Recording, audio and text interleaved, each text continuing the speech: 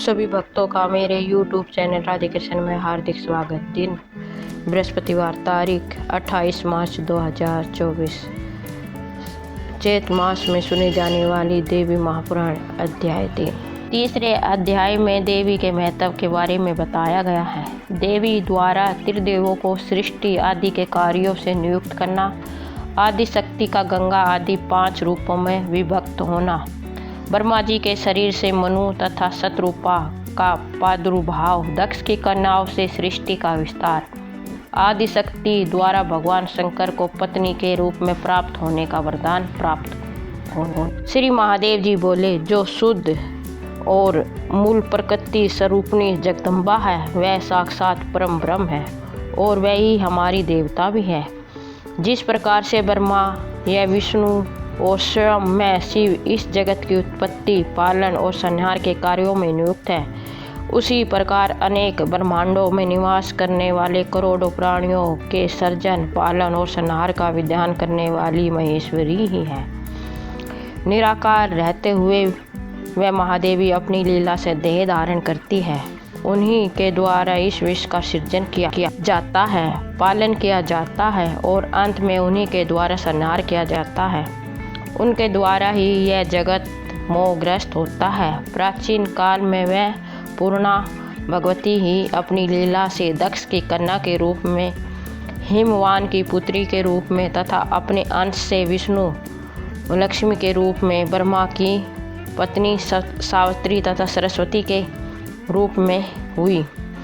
नारद जी बोले, देवेश, यदि आप मुझ पर प्रसन्न हैं और मेरे प्रति आपकी उत्तम प्रीति है, तब नाथ महात्म्य मुझे विस्तार पूर्वक यह सब बताइए। जिस प्रकार वह प्रकृति रूपा पूर्णा भगवती प्राचीन काल में दक्ष कन्या के रूप में अवतरित हुई और जिस प्रकार भगवान शिव ने उन ब्रह्म स्वरूपिणी को पत्नी के रूप में प्राप्त किया, जिस प्रकार से हिमालय के घर में पुण्य पुत्री होकर उत्पन्न हुई और फिर त्रिनेत्र महादेव ने उन्हें पत्नी के रूप में प्राप्त किया, और जिस प्रकार उन्होंने 6 मुखों वाले कार्तिकेय तथा गजानन गणेश इन 2 महान बलशालियों और पराक्रमी पुत्रों को जन्म दिया। श्री महादेव जी बोले, पहले यह जगत सूर्य, चंद्रमा, तारों, दिन रात, अग्नि, दिशा, शब्द, स्पर्श आदि से तथा अन्य किसी प्रकार के तेज से रहित था। उस समय सुश्रुति के द्वारा एकमात्र जिनका प्रतिपादन किया जाता था, ब्रह्म स्वरूपिणी वह भगवती विद्यमान थी। सचिनंदा विग्रह वाली वह प्रकृति रूपा भगवती शुद्ध ज्ञान से युक्त, नित्य वाणी से परे, योगियों के द्वारा कठिनता से प्राप्त होने वाली, सर्वव्यापक रहने वाली, उपद्रवों से रहित, नित्य नंद स्वरूपिणी तथा सूक्ष्म और गुरु तत्व आदि गुणों से परे है। उन भगवती की सृष्टि करने की इच्छा हुई। उसी समय रूप रहित होते हुए भी प्रगति स्वरूपिणी उनने अपनी इच्छा से शीघ्र ही प्रसन्नता पूर्वक रूप धारण कर लिया।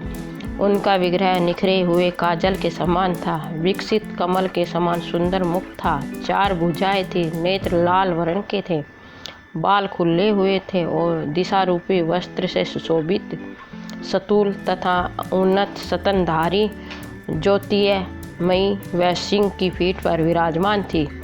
तदनंतर उन्होंने अपनी इच्छा से अपने रजस, सत्व और तमो गुण के द्वारा शीघ्र ही चेतना रहित एक पुरुष की सृष्टि की। सत्व यदि तीनों गुणों से युक्त उस उत्पन्न पुरुष को देखकर भगवती ने स्वेच्छा से उस पुरुष में सृष्टि करने की अपनी इच्छा का समावेश किया। यह देखकर वह शक्तिमान पुत्र तीनों गुणों के आश्रय से ब्रह्मा, विष्णु तथा शिव नाम वाले 3 पुरुषों के रूप में प्रकट हो गया। इस पर भी सृष्टि नहीं हो रही थी। ऐसा देखकर उन भगवती ने उस पुरुष को जीवात्मा और परमात्मा इन दोनों रूप में विभक्त कर दिया। इसके बाद भी प्रगति अपनी इच्छा से स्वयं अपने को भी 3 भागों में विभक्त कर माया, विद्या और परमा इन तीनों रूपों में प्रकट हो गई। प्राणियों को विमोहित करने वाली जो शक्ति है वही माया, और संसार को संचालित करने वाली तथा प्राणियों में संपदन आदि का संचार करने वाली जो शक्ति है वही परमा कही गई है। वही तत्व ज्ञानमयी तथा संसार से मुक्ति दिलाने वाली है।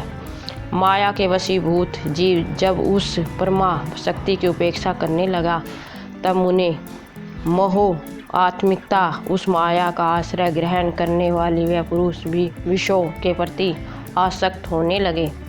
मुनि श्रेष्ठ, उस समय वह उस माया के प्रभाव से अत्यंत परमत्त हो गए। तीसरी जो पराविद्या है वह स्वयं गंगा, दुर्गा, सरस्वती और लक्ष्मी सरस्वती इन पांचों रूपों में विभक्त हो गई। उन साक्षात जगत पालनी पूर्णा प्रगति में सृष्टि कार्य में ब्रह्मा, विष्णु तथा शिव को अलग अलग नियुक्त करके कहा, मैंने सृष्टि के निमित्त ही आप लोगों को अपनी इच्छा से उत्पन्न किया है, अतः महाभाग आप लोग वैसा ही कीजिए जैसी मेरी इच्छा है।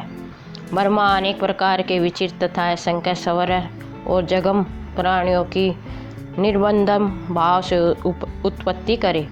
विशाल भुजाओं वाले और बलशालियों में श्रेष्ठ विष्णु जगत को शुभ करने वाले दुष्टों का संहार करते हुए सृष्टि का पालन करे। और अंत में जब मेरी नाश करने की इच्छा होगी तब तमो गुण युक्त शिव संपूर्ण जगत का नाश करेंगे। आप तीनों पुरुषों को सृष्टि आदि तीनों कार्यों में एक दूसरे की सहायता भी अवश्य करनी चाहिए। मैं सावित्री आदि 5 श्रेष्ठ देवियों के रूप में विभक्त होकर आप लोगों की पत्नियां बनकर स्वेच्छता पूरा विहार करूंगी और सभी प्राणियों में नारी रूप धारण कर शंभु के सहयोग द्वारा स्वेच्छता से सभी प्राणियों को जन्म दूंगी। ब्रह्मण, अब आप मेरी आज्ञा से मानुषी सृष्टि कीजिए, नहीं तो इस सृष्टि का विस्तार नहीं हो पाएगा। ब्रह्मा आदि से ऐसा कहकर प्रगति स्वरूपणी परा तत्पर महाविद्या उनके देखते देखते अंतर्ध्यान हो गए। उनका यह वचन सुनकर ब्रह्मा जी ने सृष्टि कार्य आरंभ कर दिया। इधर भगवान महेश्वर उन पूर्ण प्रकृति को पत्नी रूप में प्राप्त करने के लिए संचित होकर भक्तिपूर्वक तप के द्वारा आराधना करने लगे। अपने ज्ञान नेत्र से महेश्वर को ऐसा करते देखकर परम पुरुष विष्णु भी उन्हीं को प्राप्त करने के निमित्त तपस्या करने के लिए बैठ गए। यह सब जानकर भगवान ब्रह्मा भी सृष्टि करना छोड़कर उसी अभिलाषा के साथ तपस्या हेतु निश्चल होकर बैठ गए। इस प्रकार आराधनार्थ उन तीनों के तप की परीक्षा करने के लिए स्वयं प्रकृति ब्रह्मांड को शुभ करने वाला भयंकर रूप धारण करके उनके पास आए। उन्हें देखकर ब्रह्मा जी भयाक्रांत हो गए और उन्होंने अपना मुख फेर लिया। वह उनके सम्मुख पुनः गई, तब भी ब्रह्मा जी विमुख हो गए। इस प्रकार वह चारों दिशाओं में क्रम से 4 बार गई। इससे अत्यंत डरे हुए वह ब्रह्मा जी 4 मुख वाले हो गए और भय से संत्र होकर वे तपस्या छोड़कर उसी समय वहाँ से भाग गए। इसके बाद महान भय उत्पन्न करने वाली वह प्रकृति वहाँ पर शीघ्र पहुँची, जहाँ परम पुरुष विष्णु एकाग्रित चित्त होकर तप कर रहे थे। उन्होंने देखकर 1000 सिर, 1000 नेत्र तथा 1000 पैरों वाले विष्णु भी उस समय भयभीत हो गए और तपस्या छोड़कर आंखें बंद किए हुए जल के अंदर प्रविष्ट हो गए। इस प्रकार उन दोनों की तपस्या भंग हो जाने पर भीषण रूप वाली वह प्रकृति महेश के पास गई, किंतु वह किसी भी तरह उनका ध्यान भंग करने में समर्थ न हो सके। अपने विज्ञान विशेष से भगवान शिव भयंकर रूप वाली देवी प्रकृति को परीक्षा के लिए आई हुई जानकर समाधि में ही बैठे रहे। उससे अत्यंत प्रसन्न हुई प्रकृति स्वरूपनी श्रेष्ठ भगवती जो गंगा रूप से स्वर्ग में स्थित है, भगवान शिव को देवी पूर्णा के स्वरूप में प्राप्त हुई। उन्होंने अपनी पूर्व प्रतिज्ञा के अनुसार अपने अंश से सावित्री होकर प्रतिरूप में ब्रह्मा को प्राप्त किया। महात्म्य इसी प्रकार उन्होंने अपने ही अंश से लक्ष्मी होकर विष्णु को पति रूप में प्राप्त किया और अपने ही अंश से सरस्वती भी रूप में वह भगवती प्रतिष्ठित हुई। इसके बाद महात्म्य समाधि भंग हो जाने के अनंतर उन लोक पितामह ब्रह्मा ने पृथ्वी आदि महाभूतों तथा अन्य तत्वों की उत्पत्ति करके मारीच, अत्रित, पुलह, कर्तु, अंगिरा, परचेता, वशिष्ठ, नारद, भृगु और पुल्लय सत्य इन 10 मानस पुत्रों का सृजन किया। महात्म्य यह सभी 10 पुत्र समान गुण प्रभाव वाले थे। इसके बाद उन्होंने दक्ष आदि प्रमुख प्रजापति तथा मनुष्यों की उत्पत्ति की। तदनंतर उन्होंने मानसीपुत्र संध्या और मनोभाव कामदेव को उत्पन्न किया तथा पुण्य स्वर्ग मृत्युलोक एवं पाताल लोक में स्त्री पुरुषों को भी मोहित करने के लिए काम रूप उस पुरुष को स्वयं नियुक्त कर दिया। प्रजापति ब्रह्मा ने सभी प्राणियों में विमोह उत्पन्न करने के उद्देश्य से उन्हें पुष्प में धनुष तथा पुष्प में 5 बाण प्रदान किए। तत्पश्चात ब्रह्मा जी ने अपने उत्तम शरीर को 2 भागों में विभक्त किया। उनके शरीर के बाएं आधे भाग में शतरूपा नामक सुंदर रूप वाली स्त्री उत्पन्न हुई और दाएं आधे भाग से स्वयंभू नाम वाले मनु उत्पन्न हुए। उन्होंने कामदेव के 5 पुष्प बाणों से आहत मनोहर मुस्कान युक्त सुंदर अंगों वाली शतरूपा को पत्नी के रूप में ग्रहण किया। मुने तत्पश्चात उन स्वयंभू मुनि ने उस शतरूपा से 3 कन्याएं तथा 2 पुत्र उत्पन्न किए। देव ऋषि व आकुति देवहूति और प्रसूति नाम की कन्याएं थीं तथा प्रियव्रत और उत्तानपाद नाम के पुत्र थे। उन्होंने प्रकृति नामक अपनी पुत्री रुचि प्रजापति को, मध्या पुत्री देहू ऋषि कर्दम को तथा सुंदर रूप वाली तीसरी पुत्री प्रसूति दक्ष प्रजापति को अर्पित कर दी। कर्दम ने देव आहुति से अरुंधति आदि 9 पुत्रियों की व पुत्रियां वशिष्ठ आदि ऋषियों की भैया हुई।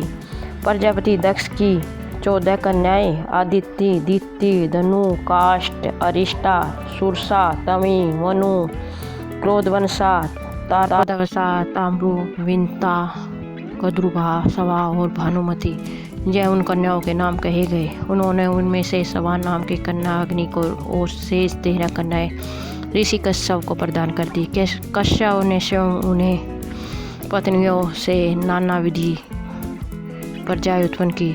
तब उन प्रजाओं से संपूर्ण जगत व्याप्त हो गया। इस प्रकार भगवान ब्रह्मा ने इस संसार की सृष्टि की। तदनंतर देवी प्रगति ने उन ब्रह्मा से कहा, महात्मे दिव्यगण तीनों संध्याओं में जिनकी उपासना करते हैं वह सावित्री मेरे अंश से उत्पन्न हुई है। वह सरस्वती तथा लक्ष्मी भी मेरे ही अंश से उत्पन्न हुई है, जिन्होंने अपनी लीला से तीनों लोकों के पालन करता विष्णु को प्रति रूप में प्राप्त किया। आप दोनों ब्रह्मा तथा विष्णु विश्वासक्त हो गए हो। देव ऋषि उन साक्षात पराप्रकृति को पूर्ण भाव से पत्नी रूप में पाने की अभिलाष करते हुए शिव परम योगी बने रहे। उस प्रकार की तपस्या में रात उन भगवान शिव को पराप्रकृति जगदम्बा ने प्रसन्न होकर प्रत्येक रूप में दर्शन दिए। प्रकृति बोली, शंभु आपका कौन सा अभीष्ट वर है, मुझसे वह मांगो। आपकी तपस्या पूर्ण उपासना से परम प्रसन्न हो गई हूँ, वर मांगो, मैं अवश्य दूंगी। शिवजी बोले, जिनसे पूर्व में 5 श्रेष्ठ नारे प्रकट हुए हैं वह आप विशुद्ध प्रगति ही हम ब्रह्मा विष्णु तथा महेश्वर को प्राप्त होगी। उनमें से अपने अंश से सावित्री के रूप में उत्पन्न होकर आप ब्रह्मा जी को प्राप्त हुई और अपने ही अंश से लक्ष्मी एवं सरस्वती होकर विष्णु को प्राप्त हुई। किंतु परमा पूर्णा प्रगति आप स्वयं अपनी लीला से कहीं जन्म लेकर मुझे प्राप्त हो। प्रगति बोली, दक्ष प्रजापति के यहाँ अपनी माया से उत्पन्न होकर मनोहर शरीर वाली पूर्णा प्रगति मैं ही आपकी पत्नी बनूंगी। जब दक्ष के यहाँ उनके देह अभिमान से मेरा तथा आपका अनादर होगा, तब अपने माया रूपी अंश से उन्हें विमोहित कर मैं अपने स्थान को चली जाऊंगी। महेश्वर, उस समय आपसे मेरा वियोग हो जाएगा और तब आप भी मेरे बिना कहीं भी नहीं ठहर सकोगे। इस प्रकार हम दोनों के बीच परम प्रीति बनी रहेगी। श्री महादेव जी बोले, मुनि श्रेष्ठ, हे परमेश्वरी प्रगति महेश्वर से ऐसा कहकर अंतर्ध्यान हो गए और शिव के मन में प्रसन्नता से व्याप्त हो गए। इस प्रकार श्री महाभगवत महापुराण के अंतर्गत श्री शिव नारद संवाद महेश्वर वरदान वर्णन नामक 3रा अध्याय पूर्ण। बोलो जय माता दी। आपको मेरा वीडियो कैसा लगा कमेंट बॉक्स में ज़रूर बताएं। मेरे वीडियो को लाइक शेयर व सब्सक्राइब करें। धन्यवाद।